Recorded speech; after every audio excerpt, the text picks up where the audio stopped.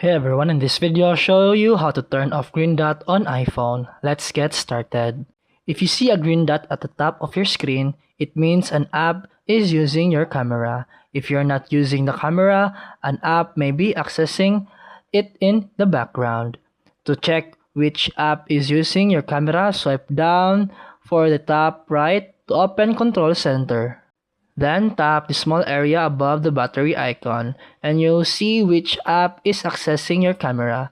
So stop an app from using your camera, open settings and go to privacy and security, then tap camera. Then you'll see a list of apps with camera access. Find the app you don't trust and toggle it off. Once disabled, go back to your home screen.